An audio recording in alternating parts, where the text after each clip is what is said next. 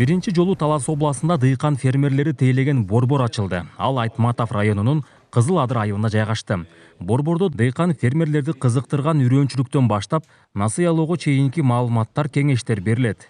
Мындай кызматты ишке киргизүү министрлер кабинетинин жана Айыл чарба министрлигинин тапшырмасы менен ачылды. Бул инициатива Бактыйыр Ергешевич Төрөбаевдин инициативасы. Ар бир районда бир-бирден ушундай тейлөө борбору ачылсын, түзүлсүн деди. Бүгүнкү күндө Талас областы боюнча биринчи ушундай борбор кечээден баштап иштеп баштады. Бул борбордун максаты мамлекеттик органдар менен дыйкандардын ортосунда бир көпүрө.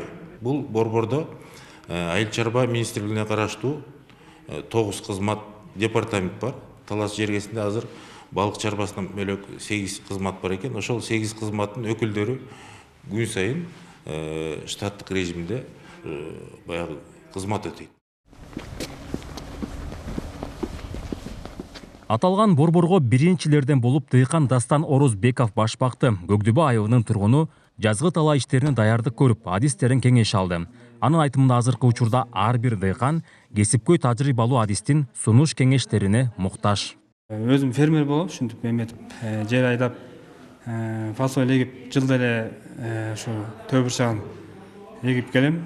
Жерлерди кандай иштешек экен, кандай дарылар керек экен, иммунитетин кандай көтөрүшек экен, ушул боюнча фермерлерге атайын ушул жардам болот деп, ушундай маалыматтар бар деп уккандан кийин атайын келгем. Ошо билген адистерге кайрылышайык да. Элдерге чоң жардам болуп атат. Эми буюрса ийгилик буларга да.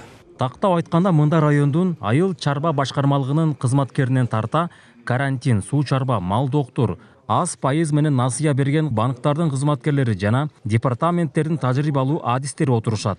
Дыйкан фермерлер мурункудай болуп ар бирин ар кайсы жерден издеп убара болбой, бир мекемеден маалымат алып, убакытын үнөмдөйт. Мисал үчүн үрөндү алуу үчүн үрөндүн экспертиза кылуу мекемеси бар областта. Жана удобрениянын берүүнчө областтарга барчу. Биздин дыйкандар эми бул жерден областка 60-70 километрде аралыкта барбай, азыр бүгүнкү күндө ушул жерден маалымат алып келүүгө мүмкүнчүлүк түзүлүп атат. Кеңеш барды акысыз берилет.